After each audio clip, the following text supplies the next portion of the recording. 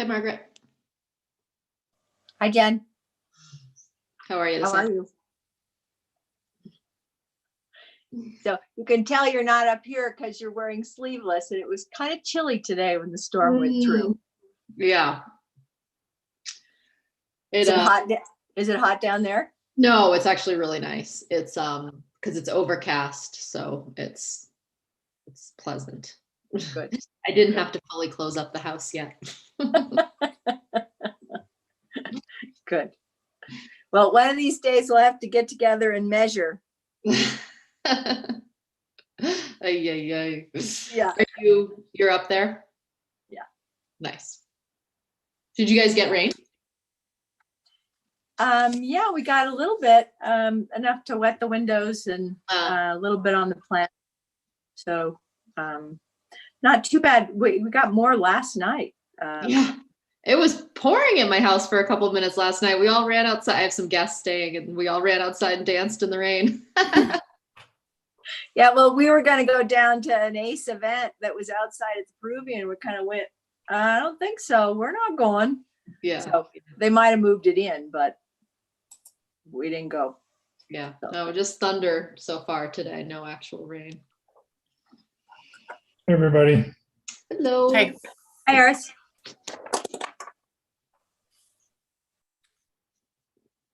We got enough rain to get the clean windows wet that we just got washed today. Oh, hopefully it doesn't leave spots. Oh, that's frustrating. We just need to schedule window washings for every day. It's probably worth the cost. Car washes and window washing will guarantee the drought will end. You should see how nice the windows look, Jen. Well, yeah, we're gonna know because all the birds are gonna find out pretty soon. Hopefully not. I've noticed there's quite a few stickers downstairs these days, so hopefully that does what they're supposed to do.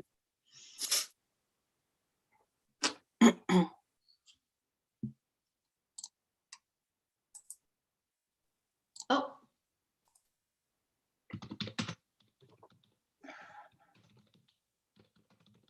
No. Hey, Polly. Hey. Hello, everyone.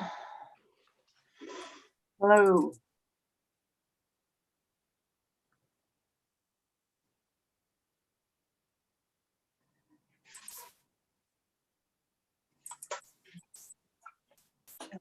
My other thing got canceled at the last minute today because the courts, I guess, had issues with their server or something. So they canceled. Cisco's down. Yeah, I have to close court tonight, and I don't know if I'm going to be able to do it.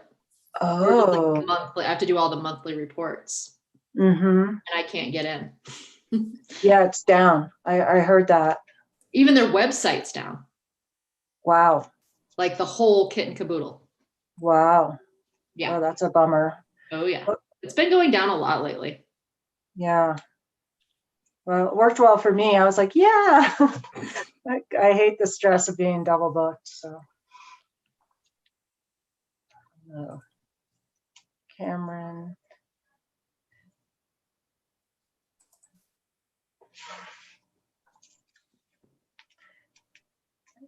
Mayor, I can't remember who I've introduced Cameron to, but would you like me to introduce him at the beginning of the meeting when all the council is on? Sure, that sounds good. I'm going to propose, as suggested by, I think Piper suggested that we reorder some things so that Cliff can maximize his time with us. Okay.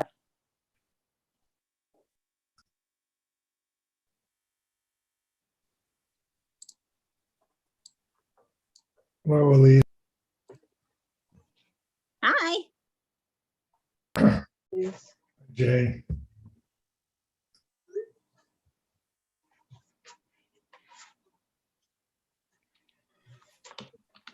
I just spent a couple of days in Wyoming, and my friend has a place that's 20 miles east of Jackson in the Rovant River Valley, and there was frost in the morning. and lilacs blooming still. It was really quite nice. Nice. All right, we've got Sheridan, Elise, Margaret, and me here. So, hi, Sheridan. I think I'm going to call this meeting to order because I know that we have a little bit of a tight schedule for Cliff. We moved this back to 4:30 because Polly had a court event that came up. Hi, Cliff. Just calling the meeting to order. But so it turns out that Cliff has a short window with us. So I'd like to call the meeting to order. And I would propose that we move item number 2 on the agenda, which is the town meeting schedule, until afterwards, unless Cliff, did you have a chance to review that? Do you have any concerns about that? No problem. Thanks. Okay, so let's just have that action a little bit later. Let's start with Polly would like to introduce to the town council an associate of her law firm, who she's recently hired, Cameron Platt. So Polly, would you like to do that briefly? Yeah, so Cameron's been practicing for 4 years now and is a former Salt Lake City police officer. So he has great, this is a second career for him, but he has great background and has been really wonderful to work with. And so I just wanted to introduce him to all of you because you might see his name on some emails and or he might attend some meetings with me or maybe eventually without me. So I just wanted to let you all meet him. Welcome, Cameron. Cameron and I have had a couple of interactions, and I been impressed and have confidence in him and in Polly's choices of you too, Cameron. And I think it's great that you're a former police officer. You and Mike, there was a meeting where Mike Morey was present with Cameron, and I think they had a secret sign that they exchanged from police officers. We're not shaking hands yet, but now outnumbered. what will be outnumbered? Jay, Oh, well, yeah. But the love going to the fire department needs a little balance. So Jay will tell you that it takes 2 cops to make a firefighter anyway. So okay, so is it okay with the council if we put off the town meeting schedule just for a little bit longer? I think that although I would like to move right into the fire restriction discussion, since is any of the public comment about that issue, Jen? Because if it is, we should hear it before we proceed. Piper, there was a comment, I guess, submitted to you from Galen Benyon, if I'm pronouncing her name correctly. Yes, Harris got that, so he can mention that, but we did get something after the deadline from John Byrne, and I think that Polly will be able to address that. Yeah, Okay. I was going to say the same thing, that we don't need to read those comments, but that I think Polly is prepared to address any comments. Okay. in the email. So if there were are there any other comments of any kind for today's meeting? Okay. No. All right. I'll bring up Galen's when in just a second. Is that okay with everybody if we just kind of switch the order around so that we can get Cliff's input for as long as possible on the issue that's really before us? So, Polly, I think that you're probably the point person on this if you want to talk about it a little bit. I know that Chris was involved as well. Yeah, and I'm very happy to have Jay here, and thank you, Jay, for Yeah. joining us on this off meeting. Basically, as everyone is aware, the fire danger is extremely high. And as we were looking at that, I've been looking at it not only for Alta, but for some of my other towns. And I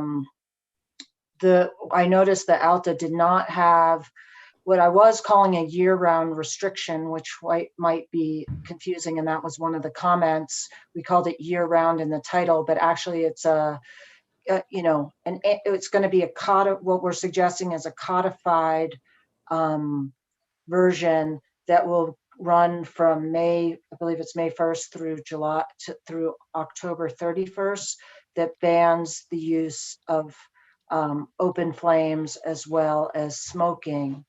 And then it's kind of twofold. I mean, I think that the staff report lays it out, so I'm not going to go over that. I'm assuming that everyone's had a chance to read that.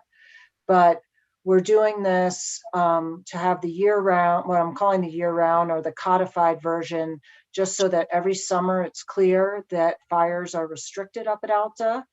And then we are also asking for a special ordinance that we believe we're going to have to do annually, which will prohibit fireworks up at Alta during the summer seasons as well because of the high danger.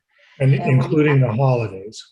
Right, including when fireworks are only legal in Utah around the holidays, although they can be sold before a longer period, but they're only allowed to be used for, I think it's a 3-day period before and after a holiday, July 4th, July 24th.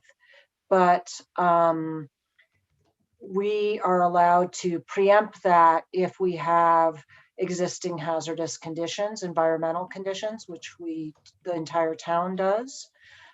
So we are suggesting that we adopt something in particular for this summer, and that ordinance matches the state code or the state stage 1 restrictions with the thought that that is what UFA uses throughout their district.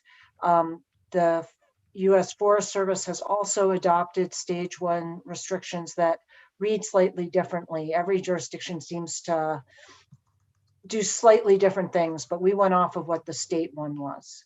And I don't know, Jay, it looks like just stepped away. But so I'll just kick it off that way. And if there are questions or any further explanation, I'm happy to.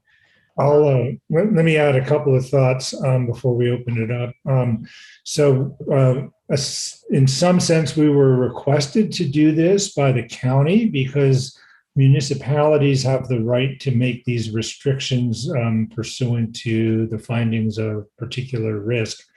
And it sounded to me like the county doesn't have that ability. Is that right, Polly? It has to be a municipality. Right. Within municipalities, it has to be the municipality. Yeah, right. And so that's part of why this is coming to us rather than being a countywide action, although the county has certainly urged all the municipalities, especially those of us on the East Bench communities, but also Brighton and Alta. So that's one thing. And then I did receive email from Galen Benyon, who is our state representative, and she has been engaged. She is a member of the Natural Resources, Agriculture, and Environment Committee, and she expresses her concern about the extreme drought that Utah is experiencing. And she says, I'm grateful that Holiday and Cottonwood Heights have restricted fireworks and fire ignition in Alta as you consider the safest standards.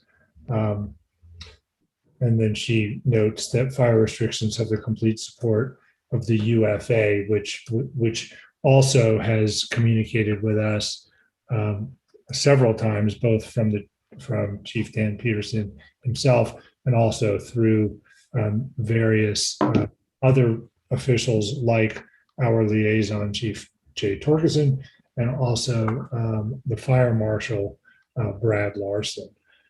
Jay, do you want to add anything at the moment? I think we might want to say something about our ordinance compared to the Forest Service, because I know Margaret was a little concerned about that. Let me just say quickly that we are following the state and the UFA suggestions about what is necessary. The Forest Service has slightly different perspective on this because they have to control they have to control fire use in, say, distributed camping. And I think that's where they're most concerned about people using a stove, a self-contained unit rather than a campfire. You're not allowed to use a campfire. Whereas in towns, people who have pellet stoves or grills, those are pretty well contained in a way that similar to what the Forest Service allows in their campgrounds. And we've had several conversations with the UFA about any concerns that they might have about household grills. And they, partly because pellet stoves have an off switch and gas stoves have an off switch. And even I'm a little unclear about the status of our ordinance vis-a-vis charcoal briquettes and things like that. What? But we didn't put in those restrictions, so. Right, on the advice of the UFA, but it does say, but it isn't clear to me in the ordinance, and maybe this was part of Margaret's thought too. I don't want to speak for you, Margaret, but as I understood your note to me, maybe part of the concern was the difference between the agencies, but also where in our ordinance does it address the question, if it says no open flames, that you are allowed to have a charcoal grill if you want to at your home? I think, well, so under the typical one, you're allowed to have open flames on permanently improved places of habitation. Okay. And then for the one just specific to this summer, that's more focused on fire, this is number 3 on that is up to the council as a policy matter, and whether or not we want to restrict open flames of any kind. And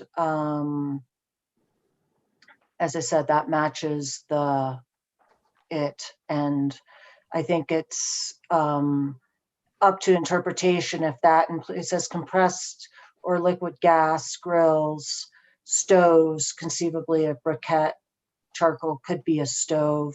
Right. I think the idea, and I would love to get, well, let's see if there are questions, but I think our Jay can speak to, The whether UFA. we think that's a concern or not. Okay. Jay? Yeah, I so number one, I think that the state guidelines and the Forest Service guidelines are pretty close as far as the category 1 and category 2 restrictions. And so if you were leaning towards implementing those category 1 restrictions or mirroring the same restrictions that are identified in the state category 1 guidelines, it's pretty close to what the Forest Service has. And then the link that Holly sent out, if you scroll down below their definitions of category, they have a link to the Forest Service categories as well in there, indicating that these are Forest Service lands, and they have a category 1, category 2. It may vary just slightly, but not significantly so. As far as my thoughts and our recommendations, talking with our fire prevention folks, our wildland fire folks, I don't think that we have huge concerns over pellet grills or even barbecues, or even charcoal grills for that matter, as long as they're used as they're designed and they're used appropriately in an area that's cleared with space, and there's a way to put it out if you need to, either by an on-off switch, or if it's charcoal, it's contained. And I think that fits the guidelines that both the state and the Forest Service have. If it's being used in a manufactured, structured type system, then we feel like it's safe. And honestly, I think that those types of things are safer than a campfire. And with those categories, you still are allowed to have those campfires in approved campfire devices. So I would say that they're even safer than having a campfire. So I don't think we have a concern over those commercial type cooking barbecues and grills. So in that sense, we're being more strict because we're not allowing a backyard fire pit. Right. In our stance, so Big Cottonwood Canyon or the Brighton area, they implemented their guidelines last week, and so it's category 1.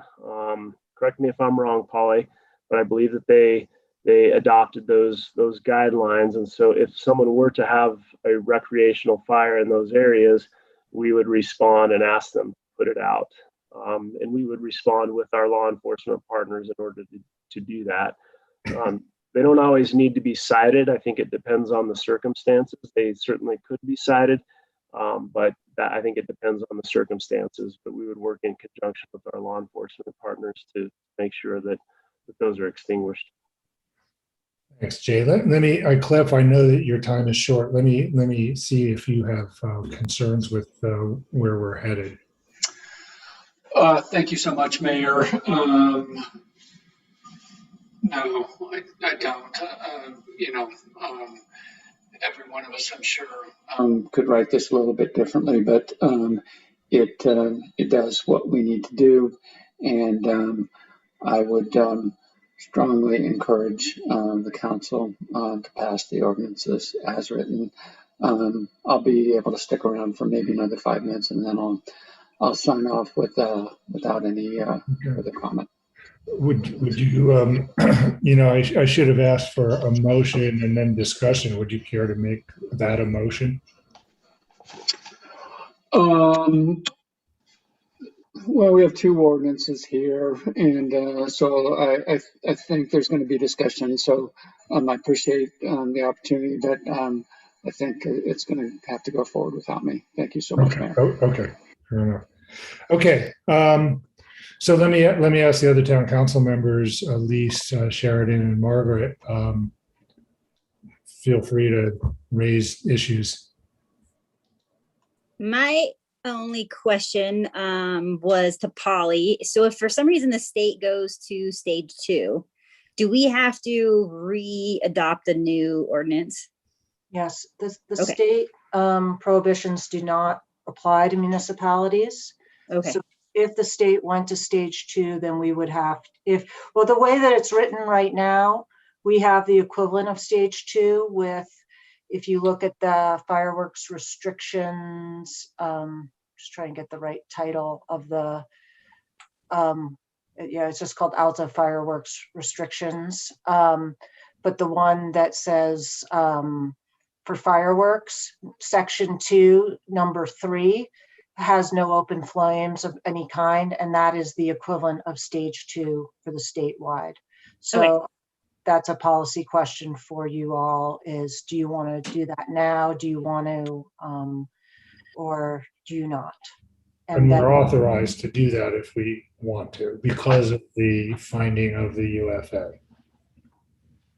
right, we can actually ban that whenever we want. Oh, okay. I think it'll be helpful That's to my only. I just want to say, it's just, let's be sure that for anybody listening, that we identify which ordinance we're talking about when. I think that would be helpful, Polly. That was the only question I had, or just kind of a observation. Yeah.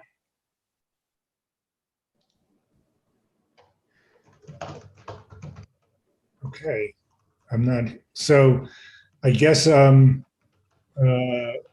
ordinance 3, ordinance 2021-03 enacts Title 5, Article C, fire restrictions.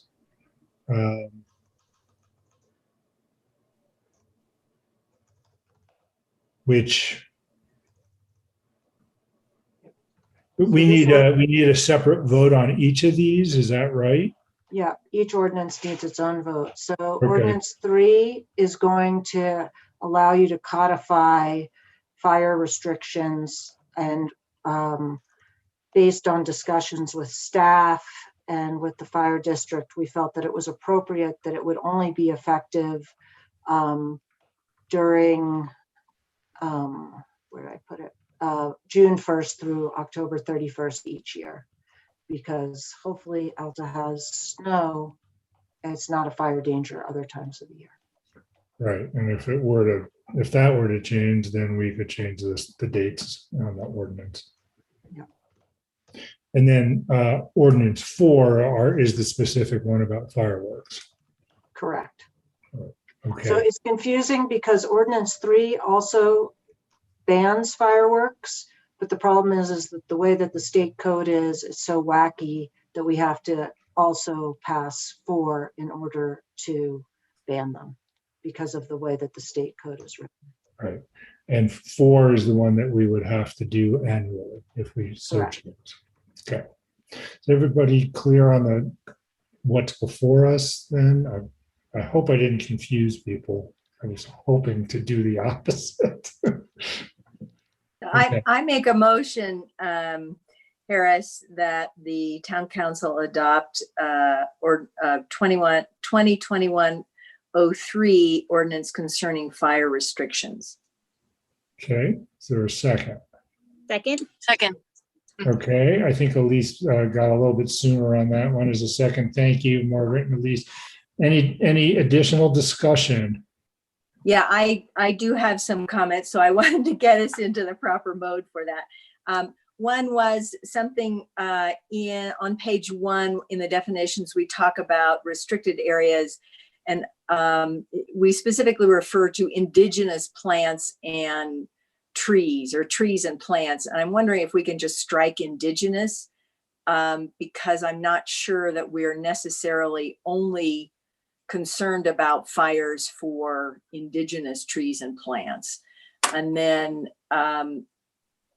additional questions I had that I brought to your attention earlier, and it had to do also with the Forest Service order that, as I understand it, their definitions refer more narrowly than ours, because they talk about fires in not only in campgrounds, but in permanent structures within the campground, which, as I read it, would prevent the campfire if it were not in a concrete or metal container. And so is our ordinance then giving some confusion to people that would allow them to say, well, we were allowed to do a campfire in the campground, and yet the Forest Service is saying, no, you can't have a campfire if it's not a concrete or metal structure as they define it. I tried to seek clarification, just so you know, Council, from the Forest Service today, because there was that email that we probably all got from Becky Hotsey that referenced Acting Forest Supervisor Chad Hudson's order, and also his email newsletter. And he kind of seemed to walk back that language a little bit. And so I wanted to clarify, are you no longer requiring it to be a permanent concrete or metal structure? So I would like to make sure that we are not introducing confusion by having different rules in the campground that's Forest Service and in, say, for example, our town park, which does have a metal box for barbecues. Maybe I could suggest that Jay speak to what his recommendation is, because I believe, UFA is very familiar with the state restrictions. And of course, as you know, we don't have jurisdiction over the fire U.S. Forest Service land. So their restrictions are just going to apply to them. And yes, they might be different. It might be also that the state is at stage 2, but that the forest is only at stage 1, for example. But I don't know if Jay has an opinion in terms of whether one is easier to implement up at Alta versus another. Well, from their I do think that Margaret raises, just Jay, maybe you can address it this, include this in your concern. I mean, the town park, which we have had a barbecue structure, although Margaret, we've made a decision not to install that this year, as a matter of fact, but that's not exactly, and that addresses your concern in a very practical, specific way. But that is Forest Service ground. And so that, I guess we ought to consider whether or not the Forest Service would consider a barbecue briquettes in that facility that we typically do erect to comply with their restrictions that you must have any fires inside their developed areas. Yeah, I think that that's accurate. I think, I'm looking at the definition that the Forest Service has in the stage 1 fire restrictions that they put out. And Margaret is correct. It's a permanent metal or concrete structure specifically designed for the purpose of containing a campfire or cooking fire that's been installed and maintained by the Forest Service or equivalent. And I think, that is a definition. I'm interested to hear how they are maybe walking back from that. I think that their goal is to say, look, we have established campgrounds. We have constructed apparatus within these campgrounds where we feel it's safe for you to have a cooking fire or a campfire, recreational fire within these structures. And I think their goal is to say, that's what we feel like is safe, not to have a fire ring built with rocks that you've gathered and put into a ring and made a circle so that, but I think if it's something that they've constructed, and typically it is either concrete surrounded with a defensible space, or it could be a metal corrugated structure. But I think it fits, that same definition would fit with what the state has as well. So would a metal installed cooking apparatus that holds charcoal briquettes in the town park installed by us, in the definition you just read, it said installed by the Forest Service, or I think you said associated or the equivalent. What was the word you used? Equivalent. So it's installed and maintained by the Forest Service or equivalent.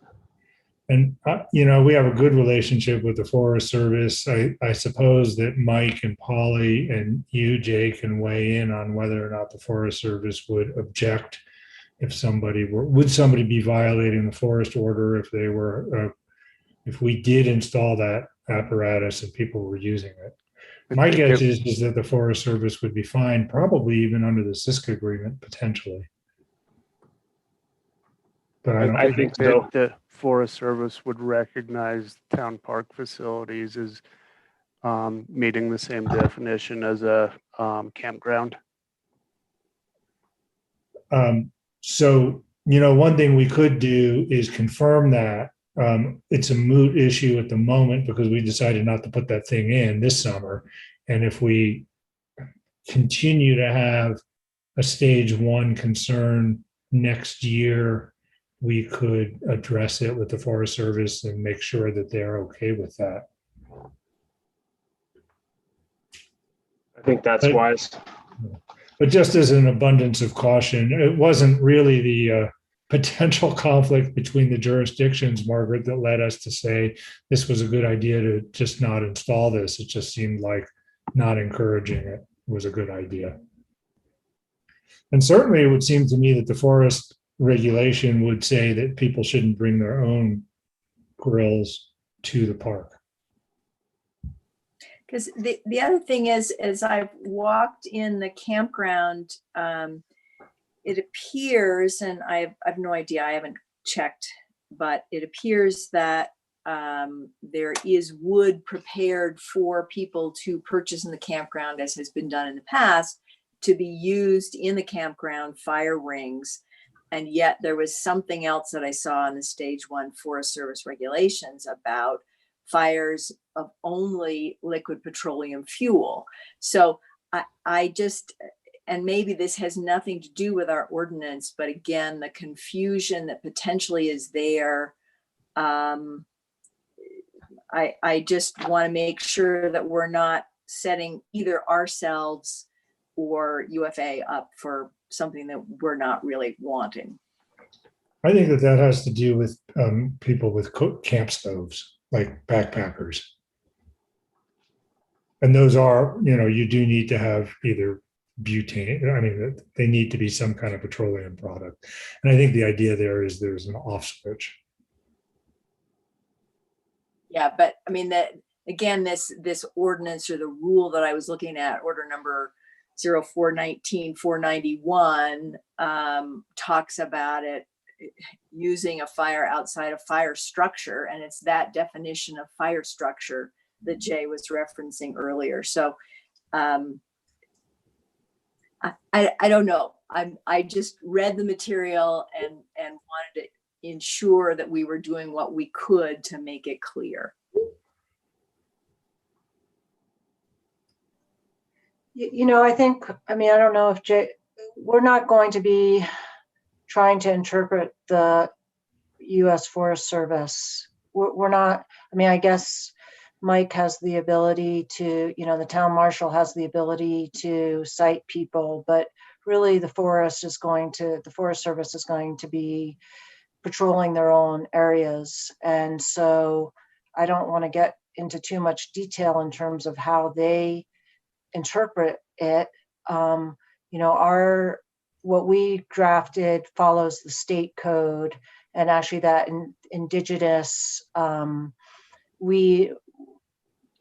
plants comes directly out of the state code. So we're just trying to be consistent with that, so that we kind of, all the jurisdictions within this, all the municipalities that the UFA is working with has consistent regulations. My guess about that is it says natural vegetation where natural vegetation exists. And so that's probably indigenous is supposed to connect to natural would be my guess. Otherwise, natural might be up for interpretation. Are my geraniums in my window box subject to this? Mike, my guess is that what will happen is that somebody will come up and they'll be doing something that is contrary to our new ordinance. And Mike or one of the deputies will come up to them and say, would you please put that out?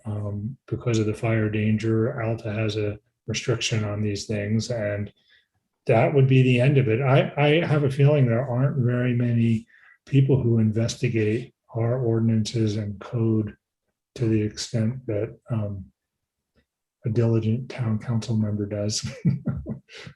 And I think that's an important point, is that my understanding is, of course, we want the ability to enforce, but this is also a very important education piece for the public, so that we can tell them, the town has passed an ordinance banning fireworks. The town has an ordinance that restricts open flames, so that to educate people to be aware that particularly this summer, things are very scary. May I ask a question of the chief? Please. Chief, can you help me understand the relative risk of campfires taking off and causing a larger fire in relation to other open flame risks? Well, there's definitely a risk. And it's like I said, I think cooking fires are, and pellet grills and charcoal grills and those sorts of things, I think we would consider them to be less risky because they're more contained than our campfires. If somebody is having a campfire in a structure that is in a campground that's well maintained, and it's our definition of a recreational fire is no bigger than 3 feet wide and 2 feet high. So not something that is emitting flames that are 10 feet high, and giving off sparks and that sort of thing. And so it's up for interpretation, but I think most people that are doing things responsibly, they're safe. Our concern would be people starting fires in a campfire ring that they've built on their own, like we had west of Entry 1 at Snowbird last summer, and then they leave it. They don't put it out. Those are the things that we're afraid of. I think that the ones in the campgrounds are fine. Thank you. And unfortunately, even if they weren't, we'd have to overthrow the federal government, which I don't think any of us are in the mood to do or attempt to do. All right, shall we vote on the motion that's before us? Okay, all in favor of adopting ordinance 2021-03, please. The ordinance enacting Title V, I guess I should read it. Enacting Title V, Article C, fire restrictions and moving section 5-3B-3 to 5-3C-7.4. Please signify by saying aye. Aye. Aye. Okay, Margaret, that looked like you said aye, but I didn't, it wasn't audible to me. Okay, so that's 4 yeses. That means no opposed. All right, excellent. Thank you, everybody. Let's take up the second issue of ordinance 4 about the fireworks restrictions. I know that, I think that anything we can do to strengthen our situation this summer is a good idea. So I hope that you'll agree. I make a motion that we adopt ordinance 2021-04. Okay, thank you, Margaret. Is there a second? Second. Okay, very good. And so this is an ordinance providing for municipal restriction of fireworks within all portions of the town of Alta. Any discussion? Okay, all those in favor, please say aye. Aye. Aye. Okay, none opposed, I think. So that passes. Very good. All right, let me go back to the agenda. And we've now taken care of items number 4 and 5. Let's jump back up to item number, there was no other public comment, so we took care of item 3. Did we address John Burns' concern? I just want to make sure.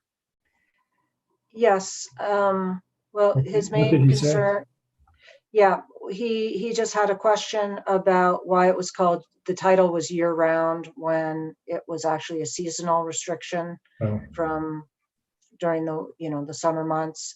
And then he also mentioned that the no smoking maybe should include language that talks about the Clean Air Act. But again, our recommendation is just to follow what the state forester is doing. And so I didn't get into that. Smoking is a bad idea for a bunch of reasons besides fire. So, yeah. Okay. Unless you're in a 1950s French movie, it's not cool. So, my opinion. Okay. Shall we adopt? So let's get the town council meeting schedule. Well, let's talk to Chris Cawley next, because we know that we have a meeting scheduled in July. So let's have Chris brief us on the Renewable Energy Board appointment. If that's Good evening. Yeah. Hi, Chris. Thank you, Mayor. We adopted a resolution in March to sort of stay up to speed and continue participating in this program, in which something like 22 Utah communities are going to work with Rocky Mountain Power and the Public Service Commission to design a portfolio of renewable energy, renewable electricity resources, and then we're going to get the ratepayers, the Rocky Mountain Power ratepayers in our communities plugged into those, so that we become 100% net renewable communities. The resolution we passed in March was to approve an ILA, an interlocal agreement, creating this governance organization, the Community Renewable Energy Agency. It also put us on the hook to pay something like $200 a year for the next 2 years as part of our proportional share of the program development costs, basically. That agency is set to begin meeting tomorrow, it turns out. As of a couple of weeks ago, the first meeting was going to be in the middle of July, but it was determined that in order to offer remote meetings, a quorum of appointed members of this board of directors needs to get together in person at Mill Creek City Hall tomorrow morning at 8:30 to establish an electronic meetings policy and do a couple of other sort of minimal cursory items of business. So it would be best to appoint board members. They need a quorum of, the total number of member communities that have adopted the ILA to be present. If we can have an appointed board member present, that would be great. I described in my staff report, there's a primary board member and an alternate board member. The primary board member does need to be an elected official, and the alternate board member can be an elected official or a staff person. We were kind of in the process of having the mayor like appoint himself, and we got to talking about that and thought that perhaps a town council member would be interested in serving in that primary board member capacity. So we thought, given that we had this special meeting scheduled for the night before this first meeting, that we would see if anybody else wanted to serve in this capacity. So I didn't hear from anybody, but if perhaps the mayor wants to open up to discussion, if anybody's interested in this commitment. I don't see any microphones turning on or anything like that. Cliff seems to have snuck out. It did. Right. Well, we could appoint Cliff, but I think I mentioned this at the last town council meeting, that in academic settings, if you don't show up at the meeting, you do get appointed to the service roles. But I was chastised about that at the UFSA, that doesn't seem to be how it works in public service. So because I suggested Mayor Silvestrini when he was absent, but I'm not seeing a groundswell of interest. So Sheridan, it looks like you're in your vehicle, but I bet you could be back in Mill Creek by 8:30.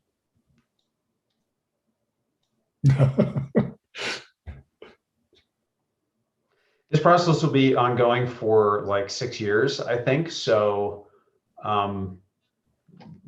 as our terms of service to the town of Alta come and go, there will be other opportunities to serve, I think. And I think that from the outset, there's going to be a lot of kind of procedural stuff. There'll be important matters, but I don't think we'll really be down to the substance of what this renewable energy program is going to look like, what the costs are going to be, and any of this stuff that really, ought to have some real policy input. I think that's a little ways down the line at this point. So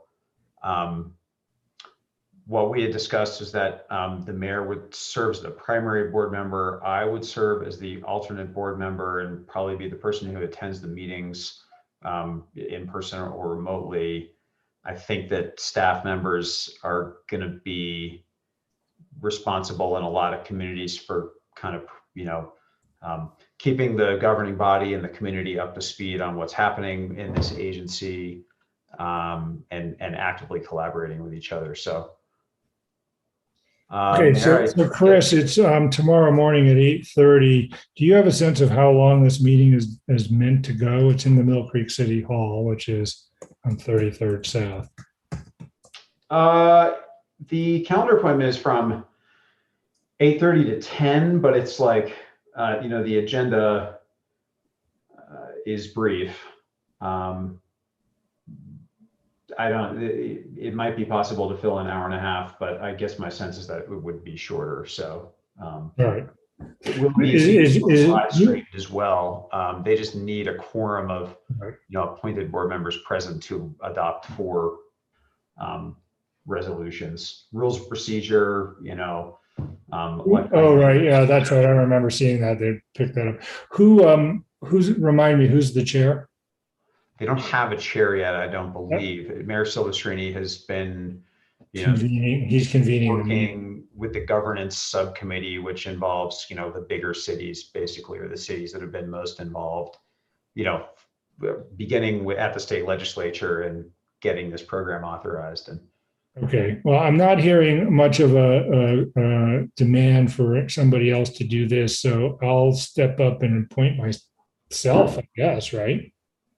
To do this, and when Chris and I were talking about this, I sent him a image of the, I don't know how you pronounce this French artist. It looks like David. There's the American pronunciation, David, maybe, of Napoleon crowning himself. So anyway, Alta c'est moi, I'll say that. And at least for the rest of my term, anyway, c'est moi. Okay, and then the last item on the agenda is the schedule for our meetings. Sorry, Mayor. Yeah. I would just suggest that you get a second for your appointment. Oh, we need a motion. Okay, so rather than me appointing myself, I'm going to ask the town council to appoint me. So is there a motion to appoint me the representative of the town of Alta on the Renewable Energy Board? So moved. For a second. Okay, all in favor? Aye. Aye. Okay, Aye. all right. Passes, Chris. Thank you. Piper, you can record me as abstaining, so I didn't vote for myself on that. Okay, and do you have to vote for a backup, a secondary person? Or can I appoint that person? I think you can appoint that person or just do it as needed. Okay. Okay. All right.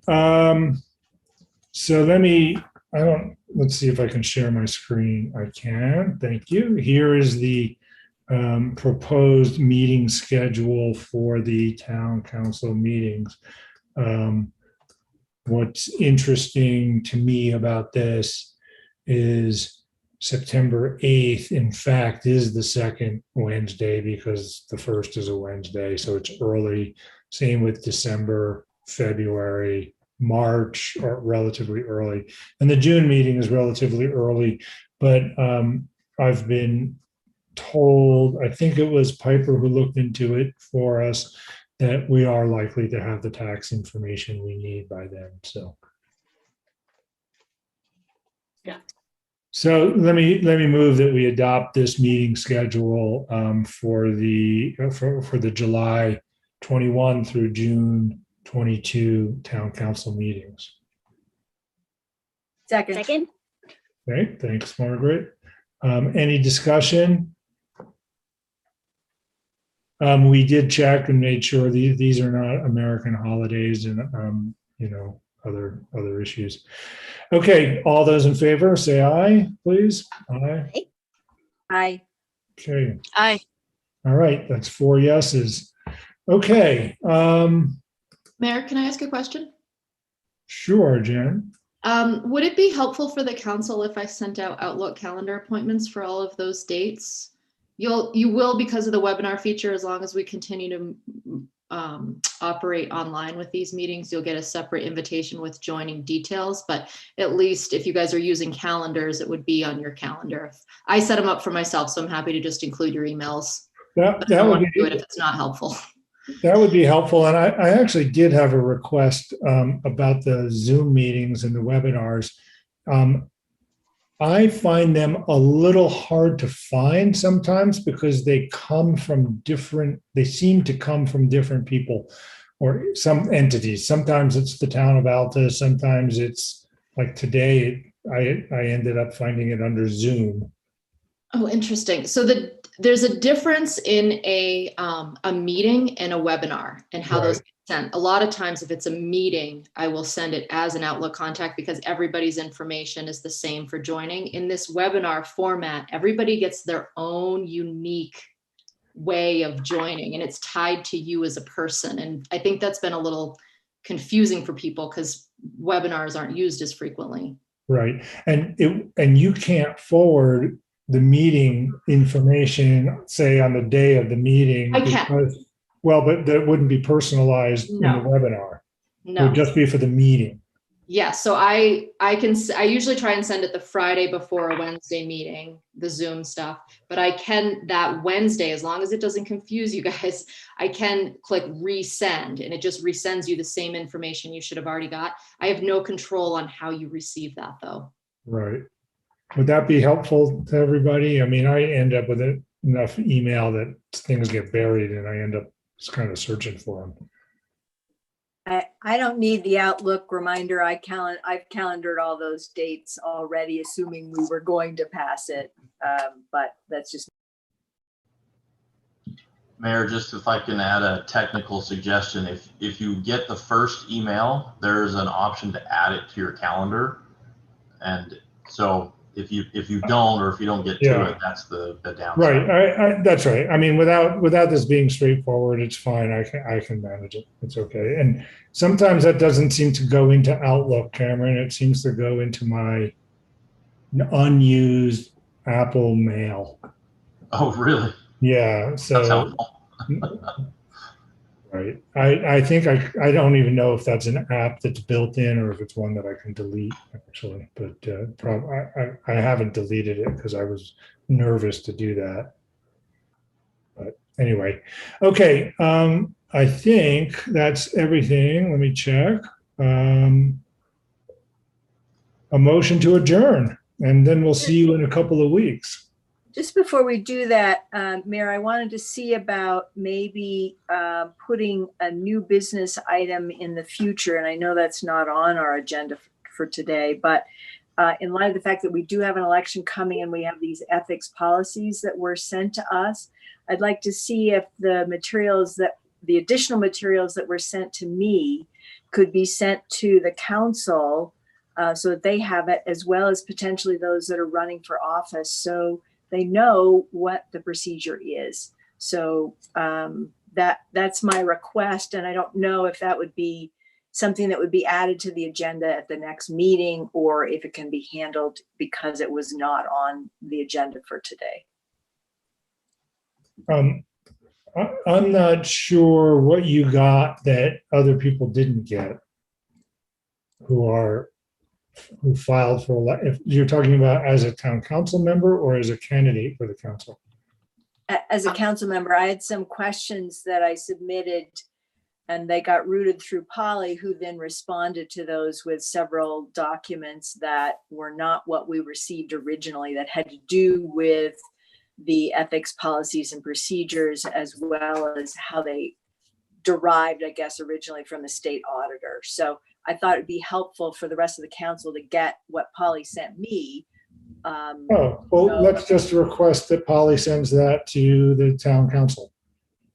Okay, but then in addition, if they are things that those running for mayor or council should see, maybe that they be posted on the website so that they are available to those people to see before they get elected.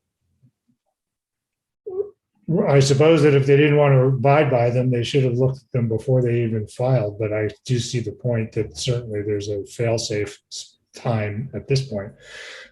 So, Polly, is there any reason that we wouldn't want to put a link on our webpage to those materials? No, I think that would be good. I bet the state auditor would love it if we put up our ethics policy. Okay, so if you could send that material, not just to the town council, but to Chris, and Chris, you could post it on our website, that would be great. Yeah, I think that, Margaret, I'm going to just assume that's an administrative decision I can make. How's that? Absolutely fine. Okay, good. Okay. Polly, for clarification, sorry, Polly, I got copied on that email to Margaret. So I should just post those documents that or those links that you included? Well, I think we want to adopt our ethics policy and our conflict of interest policy, and we'll put those ones up. I don't think we need to put up what the state auditor has, but I will share that with the rest of council so they can understand where we came up with it. And of course, Piper and I also talked about this before, of, it's June is a very busy time for town governments. And so I will re-examine our policies to see if we should make any changes also, so that we can make sure that we score well on the auditor's Score. checklist. Right. And Okay. that's something that I'll prioritize now, so that that everything will be in place for next June. And we did adopt those policies, or Harris, the mayor, adopted them in December before we handed in the last fraud risk assessment, which was late, but we did. Yeah. Okay. I'll make sure they get posted. Good. Okay. All right. Is there a motion to adjourn? So moved. Seconded. All in favor, please say aye. Aye. Aye. Aye. Okay, see you in a couple of Thank you. weeks, if not Be before. well. Thank you so much for your time, Jay. We